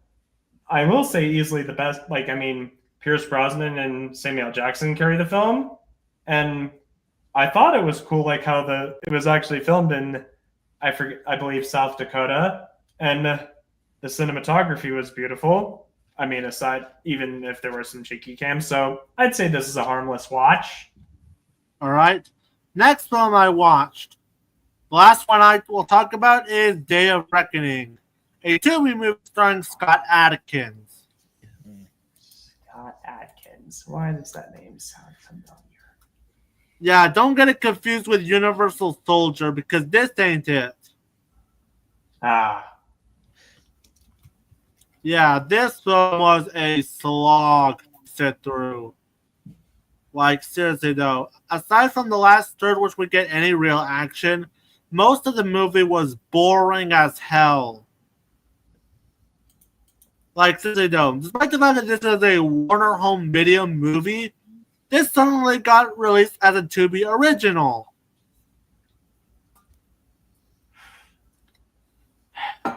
This is has to it's a top contender for the most boring movie of the year, as almost next to nothing really happens, and all that does happen isn't worth the crap. You wouldn't be surprised if you forgot about this movie because, quite frankly, no one's gonna watch it as long as it's on Tubi. Pretty fitting that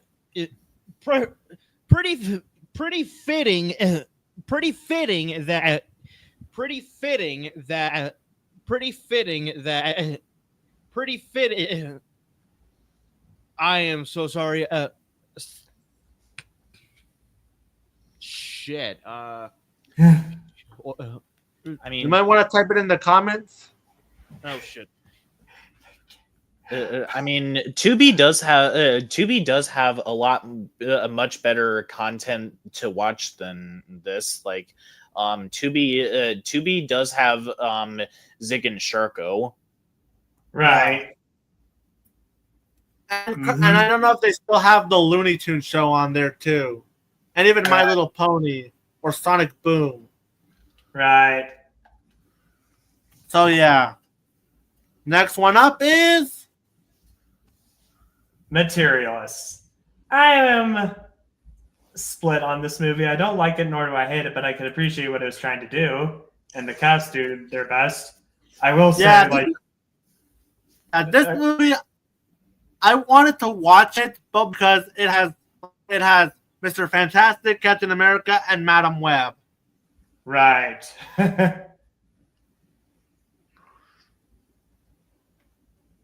Yeah, and it's an A20 movie that was directed from the director of Past Lives. Mm-hmm. Yeah, like this one actually caught my interest, Mm-hmm. but I felt between watching this or Ballerina around the same time.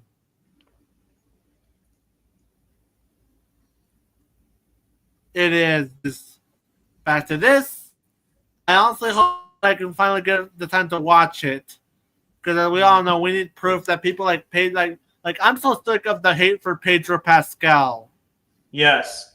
Yeah. So what if he's in a lot of movies? Guess what? A lot of actors appear in movies. It's like what they do. They appear in movies. What I don't hear people complain about Samuel Jackson being in everything. Yeah. I have had it with these motherfucking snakes on this motherfucking plane. Yeah. Like this, and the fact that they're still bitter about Pedro Pascal knocking down J.K. Rowling and defending Rachel Zegler. And I mentioned this before, like it's still laughable, like how Rachel Zegler gets all this hate over these dumb comments over this movie that's 88 years old. Meanwhile, her co-star supports genocide. Yeah, and it was definitely, and this movie is definitely, and of course, there's also Dakota Johnson, who people need to seriously stop using Madam Web or the 50 Shades movies as a reason to dunk on her as an actress wise. Yeah, I think she's a great actress. Like, I liked her in Peanut Butter Falcon, but my gosh, she needs a better agent. Yeah, yeah. So yeah, I would recommend this one. I just out of morbid curiosity. Next one up. The Life of Chuck. I heard good things about this film, and I saw it. It was pretty good. It was told out of order, like it was told with the first, the final act first, then the second act, then the first act, of the characters' lives, periods of his lives out of order. But it worked, actually. Like, it was able to work in a way that felt genuine. It was questioning life. And, yeah. And I have to say, it was pretty good. So yeah, also a funny story. When I saw it, I had technical difficulties, and what was funny was the technical difficulties happened around the time when this character in the movie was watching a TV, and they had technical difficulties with their TV.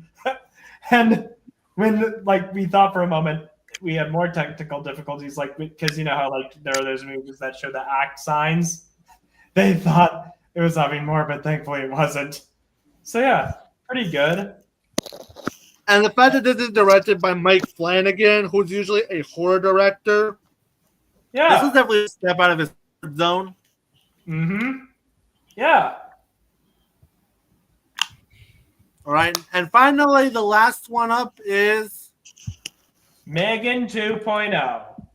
This film was all right. I prefer the first movie more, but I like the second film too. I mean, I feel like people are I can understand some issues like this twist villain, which I'm not going to go into, but there was this twist villain that was really, and but I enjoyed it, and I liked how it took notes from Terminator 2, having the the former bad robot now turn good to protect them from an even worse robot, which I must say, the Amelia, she's one of my villain crushes. Though I have to say, I could have a thing for an actress. Let me see what it is. Ivana Sak. No, I'm not sure I think that's how you say it. I liked her as an actress. I liked her in Ahsoka. So yeah. Mm-hmm. Yeah. And now that ends all the. My only. And now. Go on. Wait. Oh, sorry. Oh, I thought you were finished. My only issue, I mean, I mentioned the twist of them, but other stuff like what some of my suspension of disbelief was stretched. But overall, it was a fun movie. All right. So now that we're done with all the movie reviews, it's time for the second part of the stream. Going over our best and worst movies we saw in 2025 so far. I'm getting rid of that. So yeah, let's get, of course, to end it on a positive note, let's start with the shits of the year. Yeah, the shit. Our I have a behind the. I have a behind the. I have a behind the scene. I have a behind the scene. I have no. Oh wait. I have a behind the scene. I have a behind the scene. Wait, no. Yeah, you're starting to sound like Porky Pig. Don't. I'm not mocking you, but you know I'm starting to notice that pattern. I apologize for doing that. I was trying to point something out, not make a joke. Right. I have a behind the scenes photo of how the BMO episodes are made. Hold up.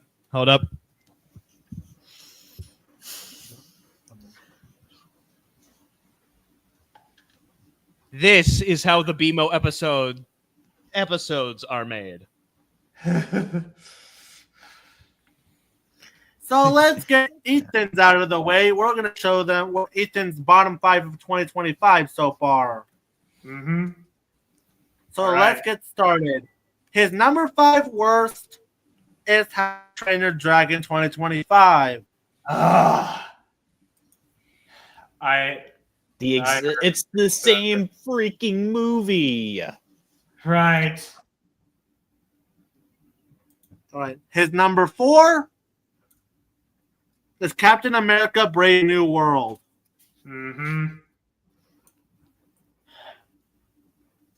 Yeah, it definitely shows how much the production of that movie was faulty. Mm-hmm. His number 3 worst, Lilo and Stitch 2025. According to this movie, Ohana doesn't mean anything. Yeah, and they made Jumba the villain. All right. Ethan's number 2 is a Minecraft movie. I'll be honest. Fuck TikTok. Yeah. Mhm.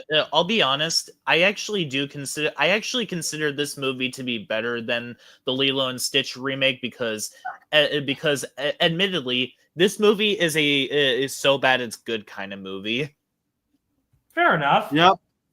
And finally, his worst movie of 2025 is none other than Snow White. No, way to disrespect your own legacy, Disney. Mm-hmm. So yeah, those are his bottom 5 for 2025. So Razor Rex, you have your. Yeah, I so far only saw 4 movies that I dislike. My number 4 is Into the Deep. We already talked about this, so not much else for me to say. Just a lackluster shark movie, though I will give it credit for at least trying.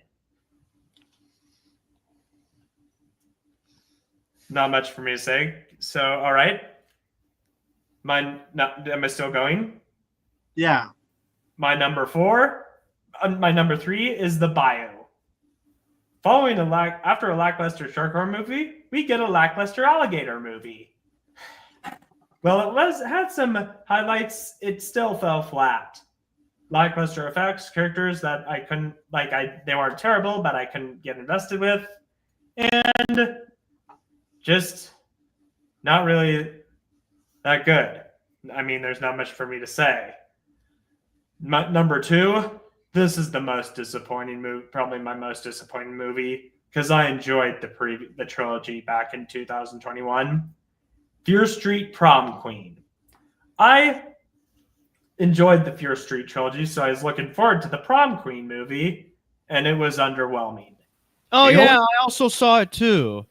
Yeah. The only good thing was the 80s soundtrack and aesthetic. Everything else I could care less about. Underwhelming plot, lackluster kills, and characters that I could care less about. I mean, I didn't hate them, but still. And number 1, The Electric State. The Russo brothers, guys, if you're gonna throw shade at Martin Scorsese and all these other directors, at least have movies that like worthwhile movies to follow things up. Because Martin Scorsese, he gave us Killers of the Flower Moon. You guys, post Endgame, gave us The Gray Man, and Nothing. now this. Yeah, which is why I'm not really sure about the next Avengers movies. This film. All right. Yeah, go on. That number. Oh, no, you finish.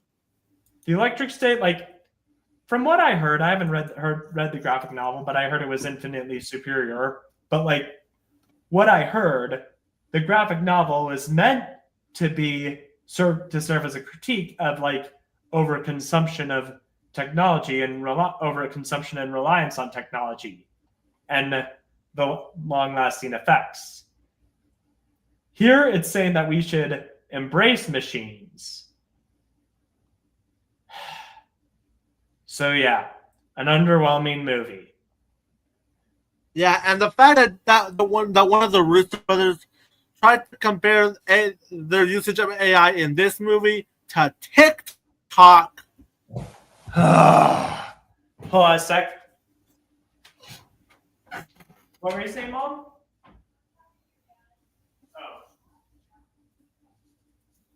Okay, sorry. All right. Go on. All right, now it's time for my worst movies of the year so far. I'm going to go by release date order for this one. Sounds good. So, all right, the first one up is Alarum. Or as I like to call it, Sylvester Stallone clearly is doing it for a paycheck. What happened to you, Sly? You used to be cool. I'm still cool. Nah, you've changed, man. That said, Rousey's, stop picking on him. Look, I get Exactly. it. You start movies, but it's clear that you guys have an unhealthy hatred for him. Exactly. Next one up, y'all need a better pilot? How about we need a better movie, Mel Gibson, with Flight Risk? Right. Way to start off the year. All right. Next one up is from one of the worst directors ever, Paul W.S. Anderson with In the Lost Lands, which might as well just be his Rebel Moon. But hey, it wouldn't be a Paul W.S. Anderson movie if it didn't star his wife. The next one up is my pick for the worst movie of the year so far, The Woman in the Yard. A movie that was already bad. It had everything I hated about PG-13 Blumhouse horror movies, but that ending really infuriated me. Yeah. Let's just say it makes everything in Dear Evan Hansen look sophisticated in comparison. Mm-hmm. The next one up is Hell of a Summer, or as I like to call it, Scam of a Slasher. Mm-hmm. Next one up is one of two movies that Ray directs called A Guilty Pleasure with G20. Here's the main villain in a nutshell. The main villain has a fetish for crypto and tries to use deep-seated AI to make other leaders look bad. I don't think I need to explain how dumb that sounds. Yeah, that part is pretty dumb now that I think about it more. But yeah, I mean, keep in mind I still enjoy it as a guilty pleasure. But go on. Next one up is one of two animated movies of the year. The first one up is The King of Kings, which I already talked about before, as it basically does nothing new with the story of Jesus. The next one up is a worse movie than the last one I talked about, Sneaks. Oh look, it's the Anthony Mackie talking shoe movie. I don't think anyone remembers this movie existing. All right, next one up, Hurry Up Tomorrow, which I already talked about in this podcast. Abel, please quit trying. Just stick to your music. And finally, the other movie that resurrects calls a guilty pleasure with Fountain of Youth. Hey, for all the complaining you made about Argyle, this might as well be his brother-in-law.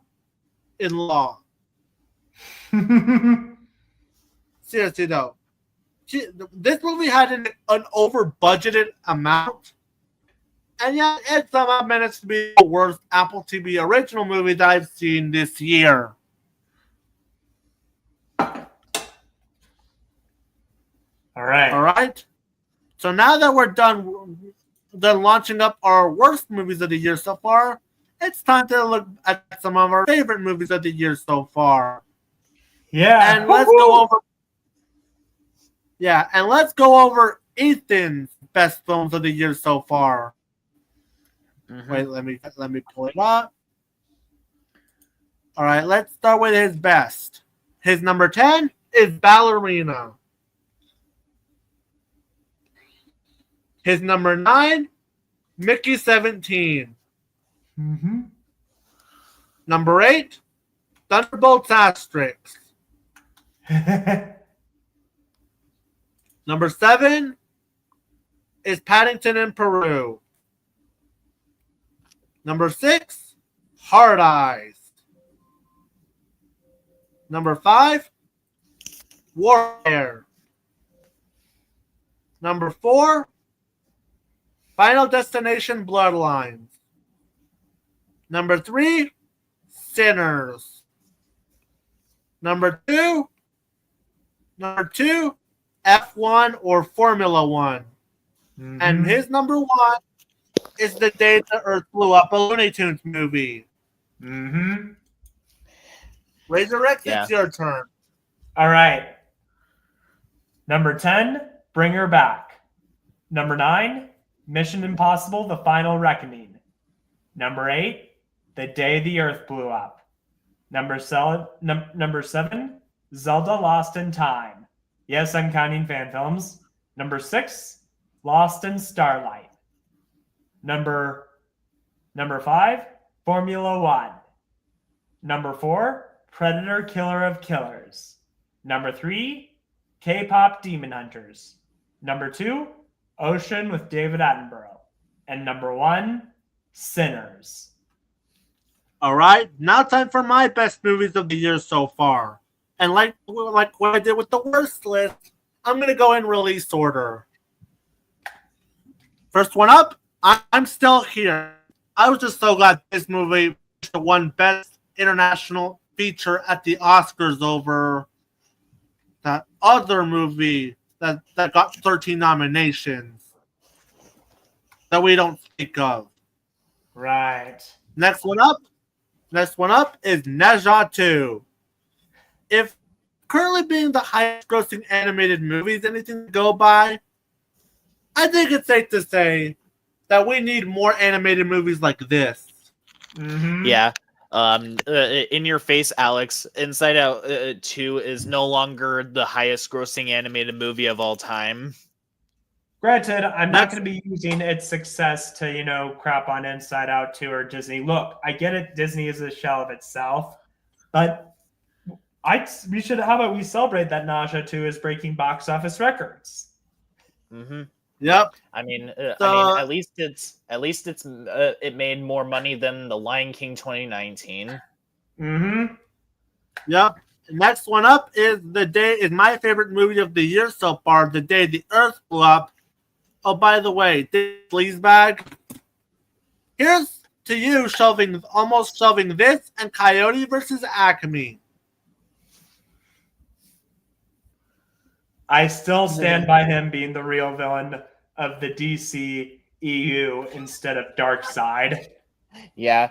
I'm convinced that he's the villain in Space Jam 2: A New Legacy. Mm-hmm. He's the villain of Warner Brothers. Yep. Next one up is the assessment. Of all the movies, seeing Elizabeth Vikander act like a child managed to be refreshing. Next one up is a film to talk about in the July reviews, Barbulos, Children of the Apocalypse. Let's just say, Danny Boyle, if your movie is not nearly as tragic as this survival zombie movie from Mexico, I think you need to try a little bit harder. Just saying. And Ryan pointed this out, but we'll point it out when we get to that movie. Next one up, Not Just a Goof, which was basically a documentary of the making of a Goofy movie. Yep. Gosh, Side note. thanks Disney for making my movie come to life. Side note, after watching this movie, like, it was funny, like, because you realized how much Jeffrey Katzenberg is more like Lord Farquaad than Michael Eisner. Next one up, The Ugly Stepsister, which is basically, again, if you combine Cinderella with The Substance. Next one up, Sinners. We need more movies like this, please. Yep. A refreshing movie with vampires that's scary as well as it is thought-provoking. And the music slaps. It absolutely does. Next one up, Thunderbolts. It was a pretty good MCU movie, but Bob Century alone elevates this movie. And finally, the recent addition to these lists is F1 or Formula One. Again, Gran Turismo meets Top Gun Maverick. Please go see this movie. And that's all I got for my favorite movies of the year so far. All right. Now we're going to plan on what we're going to be doing for the next couple of streams. Sweet. For TAWcast and Pals in particular. For July, we're going to do a stream called Why Wokeness Doesn't Exist. That should be fun. Or like, the kind of wokeness that chuds complain about. Yeah, we're going to talk about the term that has lost all meaning, and we'll have to go into that more. We're going to talk about a lot about these people, especially individuals, especially chuds like Alex as well. And of course, in August, we're going to be reacting to some Go Animate videos. Oh boy! Go Animate videos are cringy, but they're hilarious, right? Yeah. And finally, in September, for the 5th anniversary, we're going to be talking about the disgrace that Netflix thought was a good idea. Cuties. We don't talk about cuties. No. We don't talk about cuties. Right. How horrible that movie was 5 years later. Although we didn't actually watch it, thank God. I saw one bit. I immediately cleaned out my search history after it, and yeah, there is no Tooth Fairy, there is no Easter Bunny, and there is no Netflix cuties. Thank God it's no longer on Netflix. Yeah. So unlike a certain someone, when we're going to address it, we're not going to be like him. Because seriously, when I watched the video, I couldn't help but groan. Like, seriously, the fact you're still taking shots at Channel Awesome. Look, I'm not a fan of how Doug treated his employees there and handled the controversy, but I've moved on from the change the channel controversy because, unfortunately, a lot of people using it didn't actually care about justice and were just using it to gain clout. Yeah. and we're going to talk about many people that try to defend it. Right. The fact that people are Yeah. even defending this. including Alex. Right. That Mhm. critic guy, and of course, Mr. Girl himself. Right. I'm going to say more, but like Black Critic Guys was just face palming, and his lack of self awareness was almost laughable. I say almost because of the situation. And no, don't expect us to say a single kind thing about that movie at all. Mm-mm. We're going to be merciless throughout that stream. It will also get me to use an example of why that Danish film Princess did it better, like tackled things better. Yeah. So Yeah. hopefully you'll like the new for the plan of episodes for TAWcast and Pals. Yeah. Mhm. If I could say something, Cuties might have actually worked if they decided to have the film star adults in college rather than 11-year-olds. Yes, exactly. Or maybe instead of making an actual film, make a documentary about it. Hell, even an animation would be less offensive than they did with that movie. Granted, in animation, it's still wrong because unfortunately, a lot of people use it's animated. It's okay to crush on them, and it's okay that they're sexualized. No, it's not. That reminds me, I really have to refine that article. Yeah. Yeah. So expect 2 very serious streams as well as one that can be just considered fun time. Mm-hmm. And maybe sometime down the line, we might even do separate streams regarding the 3 toxic individuals we've talked about. Right. The unholy trinity of YouTubers. Mm-hmm.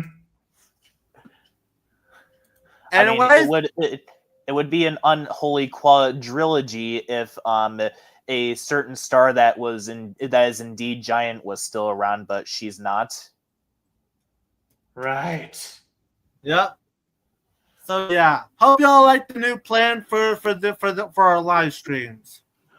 Right. Anyways, that's all for tonight. And good night, and have a good night, everyone. Good night, everyone. Mwah! Good night, everyone.